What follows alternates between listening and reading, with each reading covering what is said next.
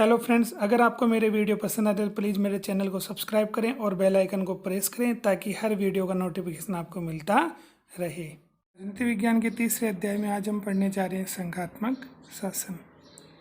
सबसे पहले संघात्मक शासन का अर्थ देखते हैं कि आखिर संघात्मक शासन किसे कहते हैं। तो शासन बोलें या सत्ता, तो शासन या सत्ता का वितरण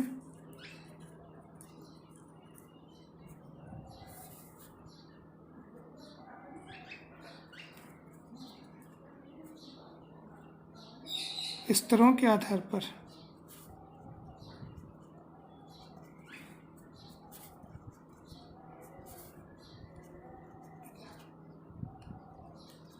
किया जाना। कि शासनीय सत्ता का वितरण स्तरों के आधार पर करना या किया जाना कौन सा शासन कहलाता है? संघात्मक शासन। या इसे हम बोल दें कि जो शक्तियाँ होती हैं उन शक्तियों का क्या करें? वितरण। तो शक्तियों का वितरण हो किसके आधार पर हो? एक तो केंद्र स्तर पर शक्तियाँ दी जाएं, एक राज्य स्तर पर शक्तियों का वितरण किया जाए। तो जहाँ पर शक्तियों का वितरण केंद्र और राज्य में किया जाता है वहाँ पर कौन सा शासन होता है? संघात्मक शासन। अब संघात्मक शासन के उदाहरण की बात करें, एग्जाम्पल की बात करें, तो विश्व में देखो संघात्मक शासन का श्रेष्ठ एग्जाम्पल किसे माना जाता है? तो संघात्मक शासन का श्रेष्ठ एग्जाम्पल माना जाता है अमेरिका को।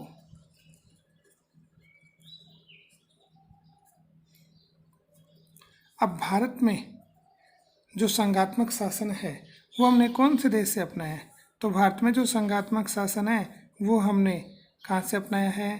कनाडा से।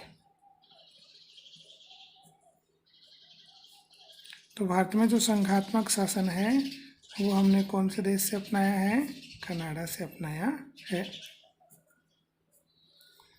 भारत में पूर्ण रूप से संघात्मक शासन नहीं है, कुछ विशेषताएं एकात्मक शासन की हैं, कुछ विशेषताएं संघात्मक शासन की हैं। इसलिए हमने कौन से देश से अपनाया? कनाडा से अपनाया है। अब संघात्मक शासन के प्रकारों की हम बात करें कि आखिर संघात्मक शासन के कितने प्रकार होते हैं। तो संघात्मक शासन के मुख्य रूप से दो प्रकार होते हैं। प्रकार कितने होते हैं? दो। एक प्रकार जो होता है वो होता है एकीकरण की प्रक्रिया को दर्शाता है। एकीकरण में क्या होता है कि जहाँ स्वायत्तता प्राप्त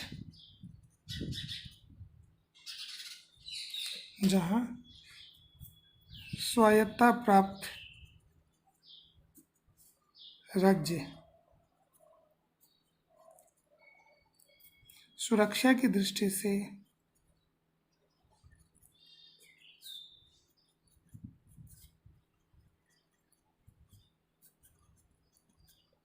एक हो जाते हैं,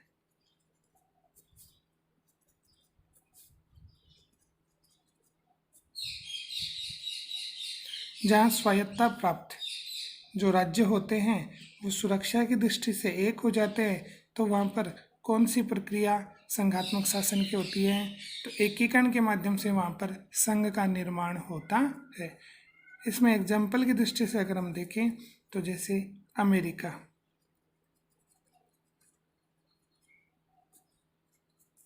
ऑस्ट्रेलिया,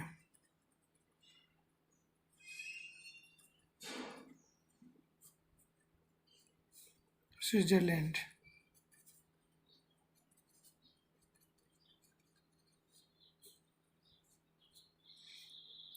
तो स्वायत्तता प्राप्त राज्य एक प्रकार से स्वतंत्र होते हैं, संप्रभु होते हैं और वो अपनी सुरक्षा की दृष्टि से एक संघ का निर्माण करते हैं। किसका निर्माण करते हैं? संघ का। तो ये जो संघ बना ये किसकी प्रक्रिया से बना? एकीकरण की प्रक्रिया से बना। दूसरा इसका जो प्रकार आता है वो आता है विभेदीकरण।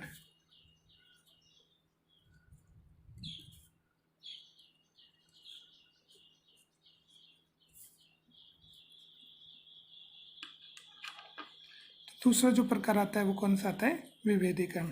इसमें क्या होता है, एक राजनीतिक जो इकाई होती है, एक बड़ी राजनीतिक इकाई, एक बड़ी राजनीतिक इकाई जो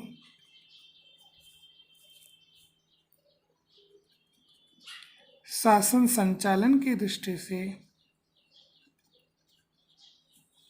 एक बड़ी राजनीतिक इकाई जो शासन संचालन की दृष्टि से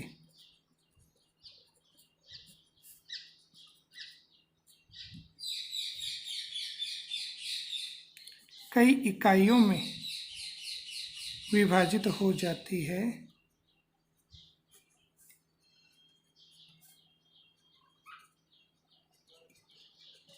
कई इकाइयों में विभाजित हो जाती है,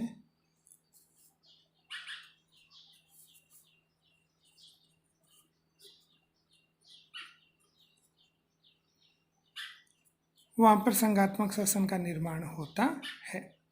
तो ये जो प्रक्रिया हुई वो किसके माध्यम से हुई, विभेदीकरण के माध्यम से हुई। तो दूसरी वाली प्रक्रिया में देखो, एक राजनीतिक इकाई के एक जो बड़ा देश होता है वो अपने वहाँ पर शासन को अच्छे ढंग से संचालित करने के लिए उसे कई भागों में, कई इकाइयों में, कई राज्यों में विभक्त कर देता है। और ऐसी जो प्रक्रिया है वो जिस संघ का निर्माण करती है वो विभेदीकरण की प्रक्रिया से बनता है। एग्जाम्पल की बात करें तो जैसे कनाडा है, भारत है। अब यहाँ पर भारत देखो, भारत में अगर बुक के आधार पर देखें तो 29 राज्य और 7 केंद्र शासित प्रदेश हैं। तो यहाँ पर ये सभी आपस में मिलकर के भारत का निर्माण करते हैं और अच्छे ढंग से संसद संचालित हो, इसलिए 29 राज्य और 7 केंद्र शासित प्रदेश में इकाइयों के माध्यम से शासन संचालित होता है। तो ये प्रक्रिया कौन सी है, विभेदीकरण की प्रक्रिया। इन दोनों में थोड़ा सा अंतर है। पहली वाली प्रक्रिया में राज्य जो हैं वो आपस में मिलकर के किसका निर्माण करते हैं, संघ का निर्माण करते हैं। तो दोनों प्रक्रिया में बन क्या रहा है, संघ बन रहा है। लेकिन पहली वाली प्रक्रिया में जो राज्य हैं वो आपस में मिलकर के किसका निर्माण करते हैं, संघ का निर्माण करते हैं। यहाँ पर राज्यों को ये अधिकार प्राप्त है कि वो इस संघ से क्या हो सकते हैं, अलग हो सकते हैं। जैसे आपने नाम सुना होगा सोवियत संघ, तो सोवियत संघ का आपने नाम सुना है। और ये सोवियत संघ कब बना था, ये सोवियत संघ बना था 1917 में, और बाद में ये टूट गया, बिखर गया कब, 91 में। तो इस प्रकार से संघ जो है वो अगर राज्य संप्रभु राज्यों से बनता है तो उन्हें संप्रभु राज्यों को अलग होने का पूर्ण रूप से क्या है, अधिकार प्राप्त है। जबकि भारत की दृष्टि से अगर देखें तो भारतीय दृष्टि में जो संघ बनता है वो राज्यों से बन रहे हैं, लेकिन इन राज्यों को संघ से अलग होने का अधिकार नहीं है। कहने का मतलब एक बार संघ की सदस्यता प्राप्त अगर किसी राज्य ने कर ली है तो वो फिर इस संघ से अलग नहीं हो सकता है। तो दो प्रक्रियाएं, दो प्रकार हैं किसके, संघात्मक शासन के, एकीकरण वाला प्रकार और दूसरा विभेदीकरण वाला प्रकार। अब हम संघात्मक शासन की मुख्य विशेषताओं को पढ़ते हैं।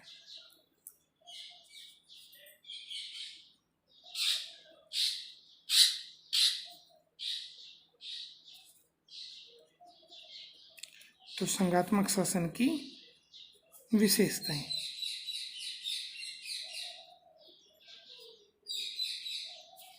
संघात्मक शासन की विशेषताओं में मुख्य जो विशेषताएं आती हैं वो आती हैं 3।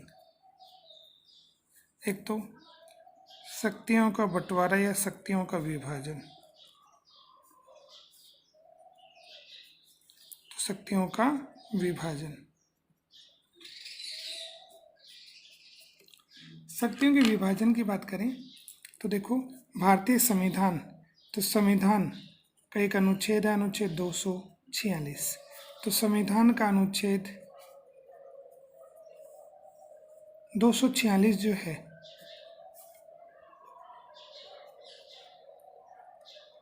वो संविधान में 12 अनुसूचियों में से 7वीं अनुसूची के माध्यम से शक्तियों का क्या करता है, विभाजन करता है। तो संविधान का अनुच्छेद 246 शक्तियों का क्या करता है, विभाजन। और ये जो विभाजन किया जा रहा है वो किस में किया जा रहा है, केंद्र में, और दूसरा राज्य में। तो केंद्र और राज्य में शक्तियों का क्या किया गया है, विभाजन।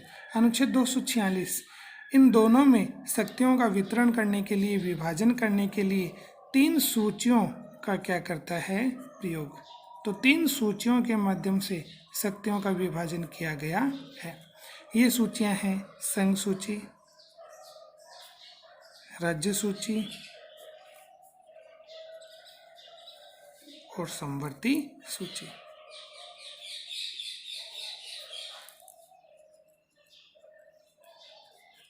संघ सूची, राज्य सूची और समवर्ती सूची। अब संघ सूची की बात करें। संघ सूची में मूलतः कितने विषय हैं, तो 97 विषय। 97 विषय पर कानून कौन बना सकता है, इन विषय पर कानून बना सकता है भारत की संसद या केंद्र सरकार या संघ सरकार। ठीक है, जैसे 1-2 विषय की हम बात कर लें, रक्षा है, वित्त है, संचार है, बैंक है। तो इन विषयों पर कानून किसके माध्यम से बनाया जाएगा, संसद के माध्यम से बनाया जाएगा या फिर केंद्र सरकार के माध्यम से बनाया जाएगा। राज्य सूची की बात करें तो राज्य सूची में मूलतः कितने विषय हैं, 66 विषय हैं। और इन 66 विषय पर कानून बनाने का जो अधिकार है वो किसको दिया गया है, राज्यों को दिया गया है। जैसे 2-4 अगर विषय की हम बात कर लें तो पुलिस है, न्याय है, स्थानीय शासन है, कृषि है, पशुपालन है। तो ये जो सभी विषय हैं, ऐसे 66 विषय पर कानून कौन बनाएगा, राज्य बनाएगा। ऐसे एक सूची बना रखी है समवर्ती सूची। तो ये जो समवर्ती सूची है इसमें मूलतः कितने विषय हैं, 47 विषय। और इस पर जो कानून बनाने का अधिकार है वो किसको दे रखा है, वो संसद को भी दे रखा है और राज्य को भी दे रखा है कि उस पर केंद्र भी कानून बना सकता है, राज्य भी कानून बना सकता है। लेकिन अगर दोनों ने उस पर कानून बनाया है, केंद्र ने भी किसी विषय पर कानून बनाया, जैसे एग्जाम्पल के रूप में हम बात करें तो समवर्ती सूची में कौन कौन से विषय आते हैं, तो समवर्ती सूची में जैसे शिक्षा है, तलाक है, शिक्षा है, तलाक है, उत्तराधिकार के नियम है, वन्य जीव वाला बिंदु है। तो ऐसे अगर विषय पर कानून बनाना है तो उस पर कानून केंद्र भी बनाएगा और कानून कौन बनाएगा, राज्य भी बना सकता है। अगर केंद्र ने ऐसे भी किसी विषय पर, मान लो शिक्षा पर कानून नहीं बनाया है और राज्य ने उस पर कानून बनाया तो राज्य ने जो कानून बनाया वो क्या होगा, लागू रहेगा। लेकिन अगर उस पर फिर बाद में केंद्र भी कानून बना देता है और दोनों में अगर अंतर होता है, केंद्र का कानून अलग होता है, राज्य का कानून अलग होता है, तो ऐसी स्थिति में किसका कानून मान्य होता है, केंद्र का कानून मान्य होता है। तो जहाँ पर भी संघात्मक शासन होता है उसकी एक विशेषता होती है शक्तियों का विभाजन। और ये जो शक्तियों का विभाजन है वो भारत में अनुच्छेद 246 के माध्यम से 3 सूचियों के आधार पर किया गया है, संघ सूची, राज्य सूची और समवर्ती सूची। और ये जो शक्तियाँ बांटी गई हैं, वितरित की गई हैं, ये किसके माध्यम से, ये शक्तियाँ केंद्र और राज्य को वितरित की गई हैं। दूसरी जो अपनी विशेषता है वो आती है स्वतंत्र न्यायपालिका।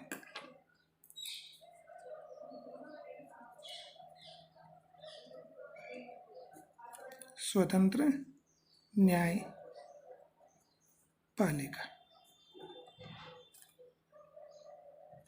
स्वतंत्र न्यायपालिका की बात करें तो यहाँ पर जो न्यायपालिका होगी वो स्वतंत्र, और स्वतंत्र के साथ कैसी होगी, निष्पक्ष।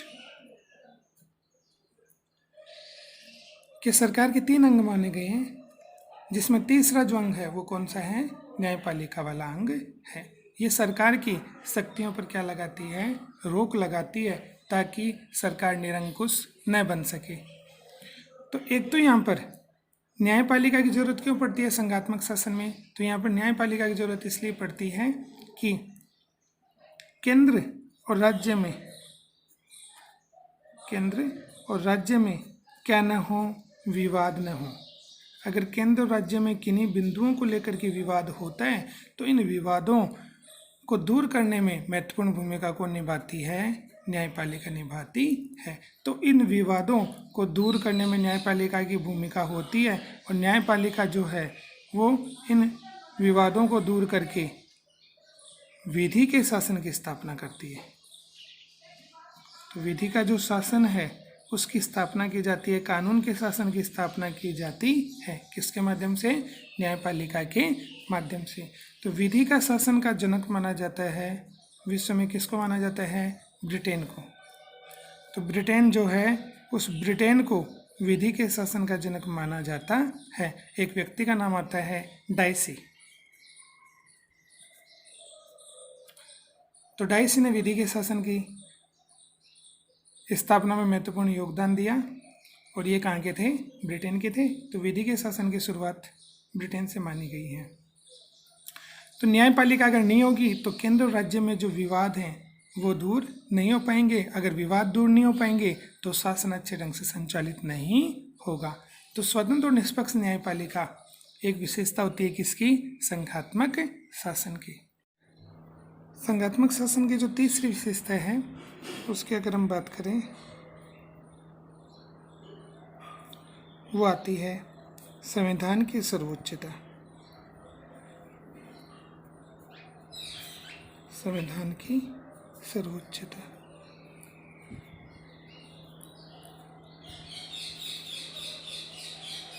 तो संघात्मक शासन वाले देश में संविधान जो होता है वो क्या होता है? सर्वोच्च होता है। अब यहाँ पर संविधान को सर्वोच्च क्यों माना गया है? क्योंकि शक्तियों का जो विभाजन है, किसका विभाजन? शक्तियों का विभाजन। ये शक्तियों का विभाजन, तो शक्तियों का विभाजन किसके द्वारा किया जाता है? ये शक्तियों का विभाजन करता कौन है? संविधान। तो संविधान के माध्यम से शक्तियों का विभाजन किया जाता है, इसलिए सर्वोच्च कौन हो गया? संविधान सर्वोच्च हो गया। और संविधान की सर्वोच्चता बनाए रखने की जिम्मेदारी किसकी होती है? न्यायपालिका की होती है। कि न्यायपालिका जो है वो संविधान की रक्षा करे। तो एक प्रकार से न्यायपालिका की ये शक्ति है कि संविधान को वो सुरक्षित रखे, संविधान की रक्षा करे।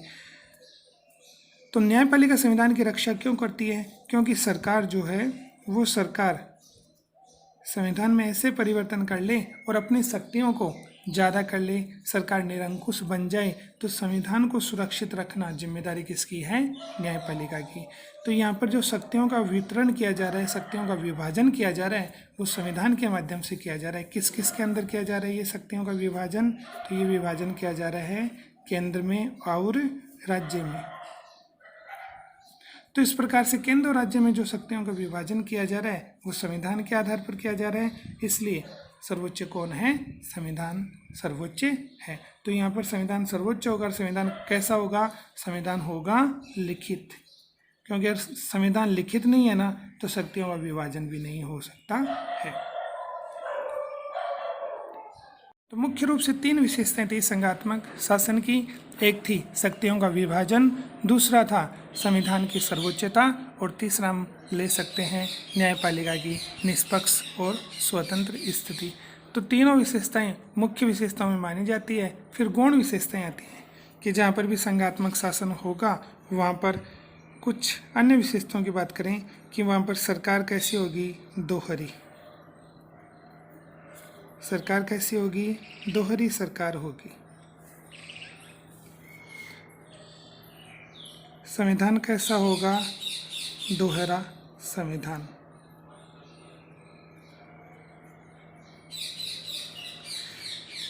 संविधान कैसा होगा? दोहरा संविधान होगा। सरकार कैसी होगी? दोहरी सरकार होगी।